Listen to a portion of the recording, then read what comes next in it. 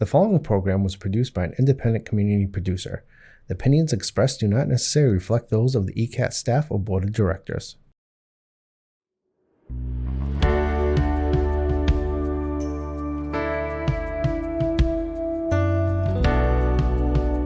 Giving a voice to the voiceless, pulling stories out of the shadows and putting them under the spotlight, making sure that each person is valued and cared for. This is Humanity First with Peter Evers, presented by Bamsi.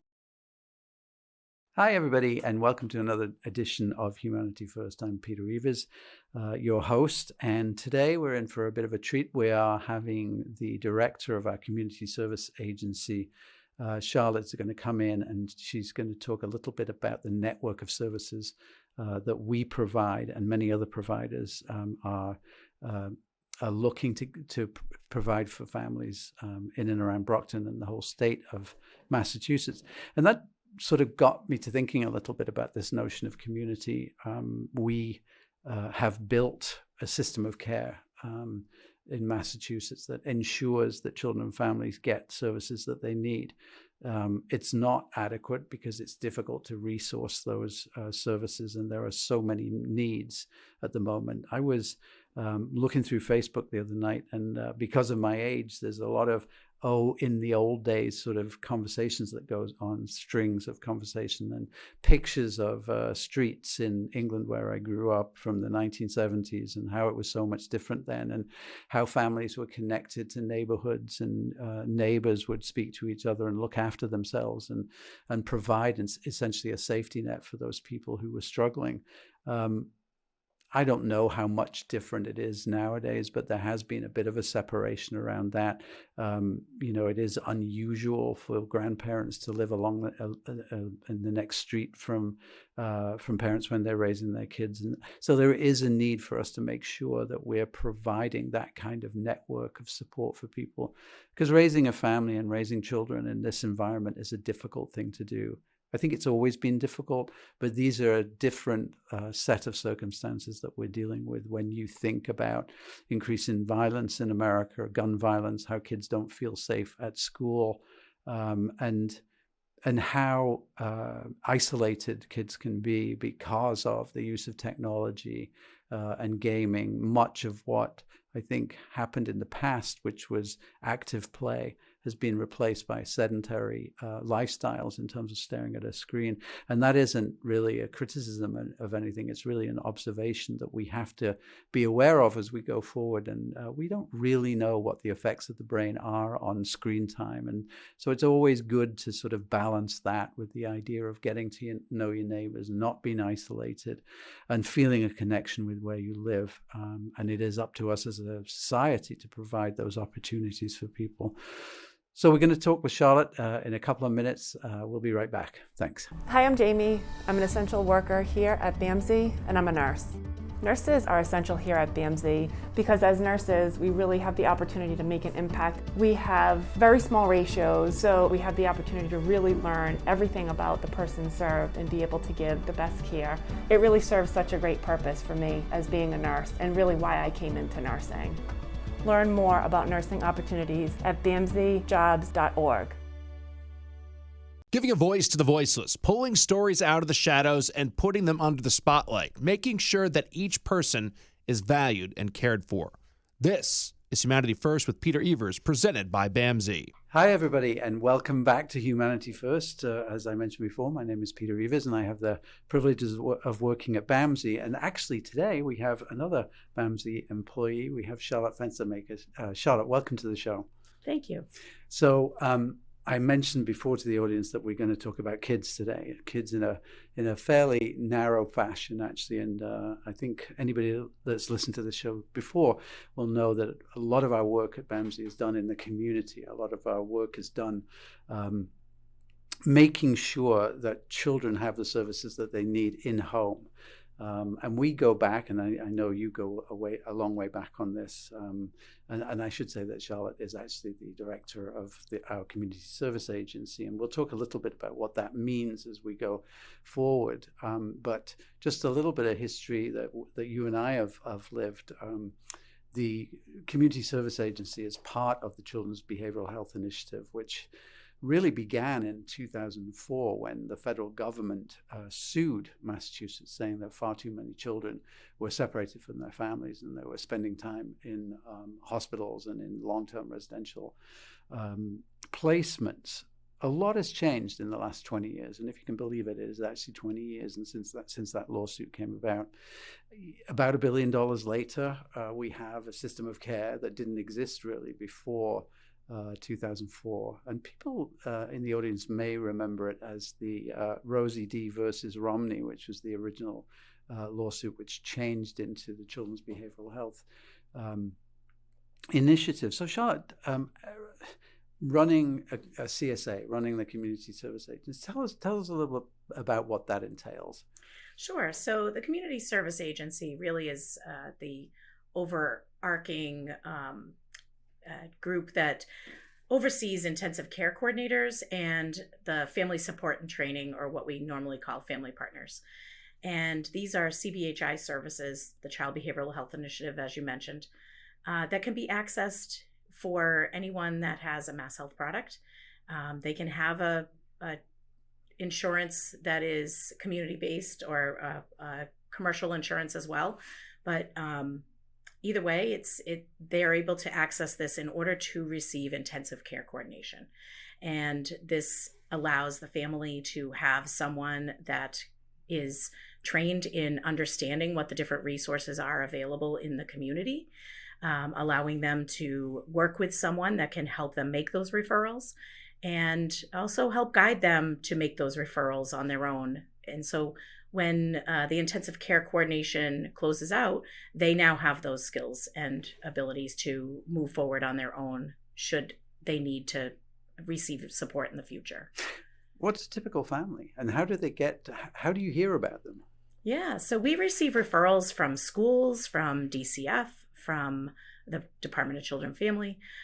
We receive referrals from mobile crisis intervention, outpatient providers that maybe they see that the family needs a little bit more support, helping to access things that they might need in the school or in the community that is beyond what they're able to accomplish in an outpatient setting.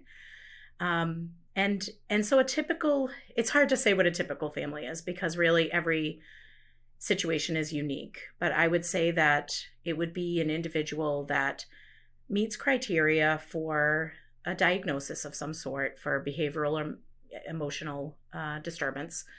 And also there's multiple needs that have to be addressed.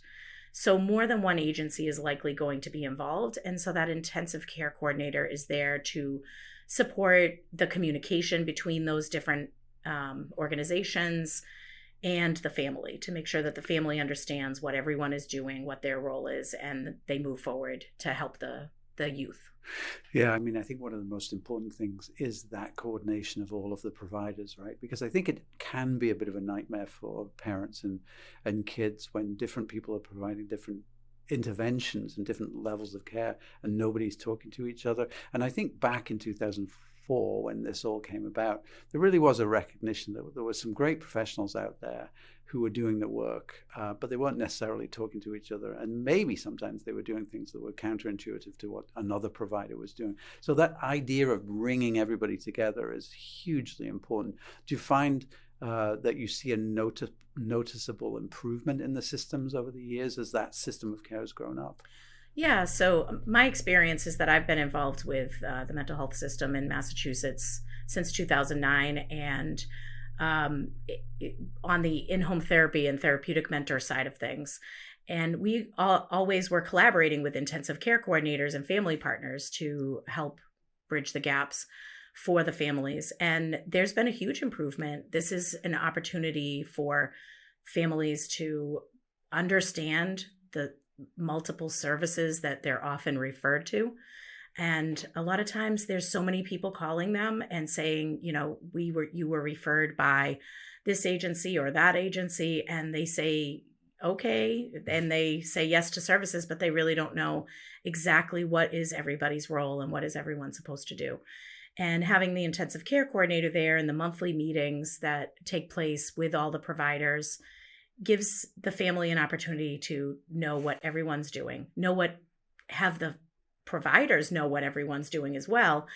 And it also helps eliminate like duplication of services. So if, there's a service that's in place that's really overlapping with another service, the family can determine which one of those services that they think they need. Right. And then they don't have to have so many different services. Yeah, I like the way you said that, because there's a couple of big changes, lots of big changes that have happened over the past 20 years in mental health.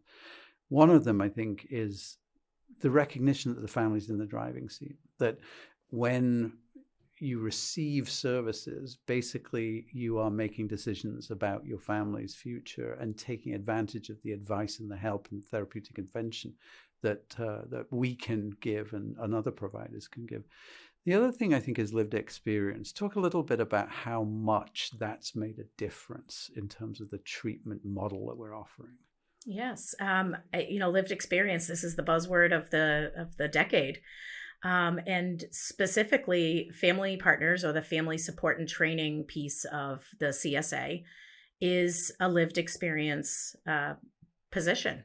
What we have done is found parents that have had to navigate the systems, whether it be through school, Department of Children and Families, mental health agencies, throughout their years. And we've asked them to step up and help us help other families. And we've given them training that helps them to work with the different families. And it's such a unique opportunity for a parent to have another parent right there beside them and to help them go through the challenges that they're experiencing and help them understand what is an individualized education plan? How do I get one of those for my child if they need one? What are the steps that I have to go through in order to help my child learn the best that they can, as an example? Or, what is on my Department of Child and Families plan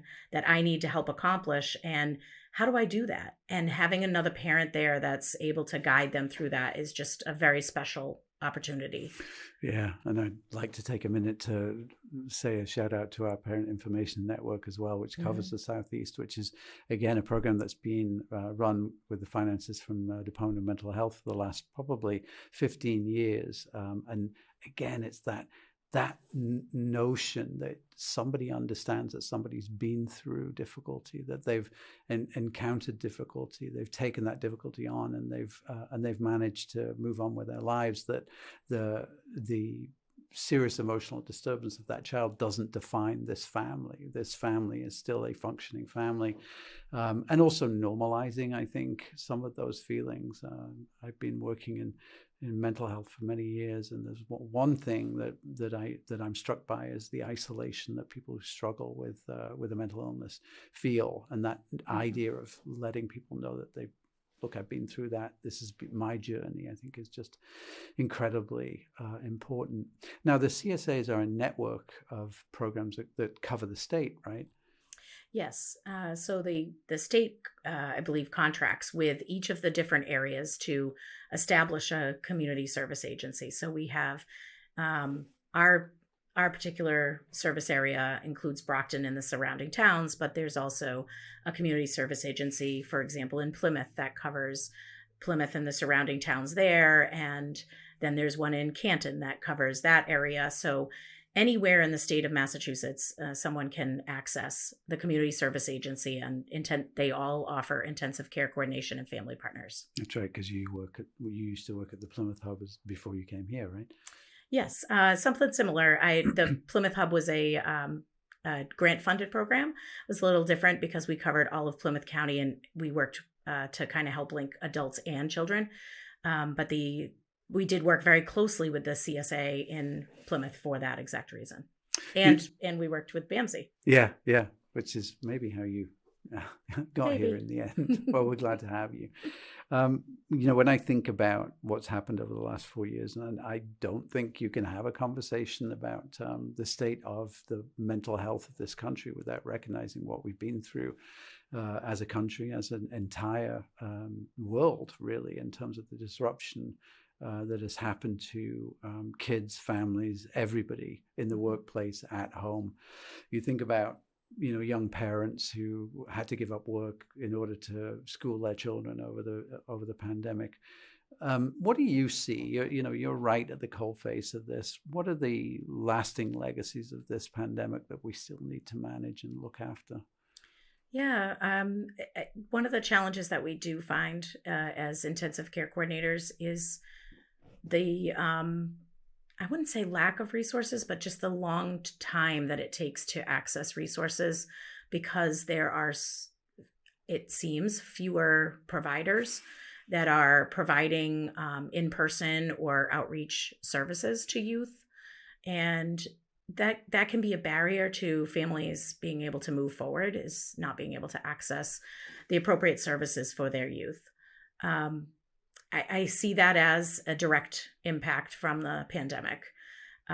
Before this, we never thought twice about going into homes, and now a lot of people do. Yep. And same thing with families inviting people in. They feel the same way. So while we do have some virtual options, we are in the process of trying to get back in person, because we do know that that's the best way to provide services and really have a caring and cooperative and really an approach that will allow people to really understand what's going on. That in person it's just really hard to not have that. Yeah, there's no substitute for it, really. I mean, especially for those folks, they get an idea of what's going on a day-to-day basis. And, it does strike me, and I bang this drum a lot. We should be paying the highest rates to our clinicians who are going into people's homes, who are doing community work. One of the reasons why we don't have so many resources is there are other opportunities for people who, encumber big loans for college and things like that. And then, there might be an online system like BetterHelp that comes along and offers a higher salary to do work in your pajamas. It is really important that we advocate that families that we care for get quality service, because we don't want, really, in this state, to have a two-tier system for those who have and those who have less. And that really begins with making it intriguing for somebody to come into this kind of work. And I guess I'd ask you that. What is it? What would you say to somebody who is contemplating doing this work and coming in? Because I know so many, we've been doing some work with New Heights Charter School, and there are so many young people who say, this is the kind of work I want to be in. What is good about this work? What is satisfying? What makes people stay?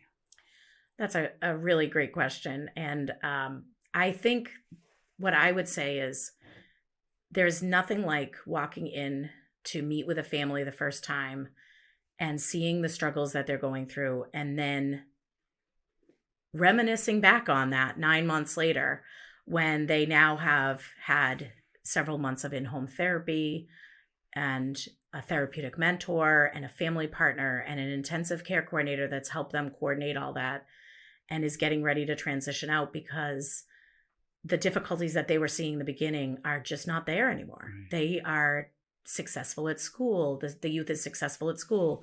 They're starting to be successful in the home, and they're really having an ability to make major changes in a short period of time. And 9 months for a youth is a short period of time. Yeah. And the other thing I feel about that is that you're also making changes. You're working with people to make changes in their lives that are going to stick, right? And yes. And it isn't unusual. I mean, I met somebody that I worked with 20 years ago recently, and we both remembered the particular case that we were talking about. And this individual reached out to this friend of mine and said, I don't know, found her on LinkedIn or whatever, said, I don't know if you remember me, but I'm such and such. We worked together in Brockton when I was a school, who is now as an administrator in the private sector, who completely turned her life around, had a family, and she had the presence of mind to call Melanie, my friend, and say, it was your intervention that helped me on the way. Those kind of stories are why we come into this work, right?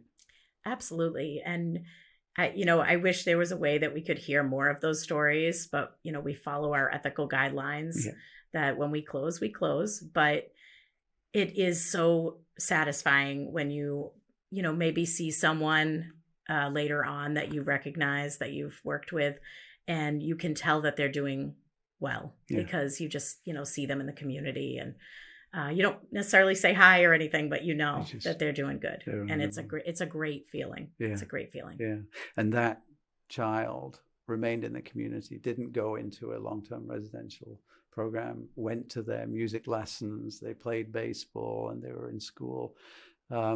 Wonderful storytelling, Charlotte. Thank you so much for coming, and hopefully you'll come back and we can catch up a little later. Yeah, thank you for having me. Thanks, everybody.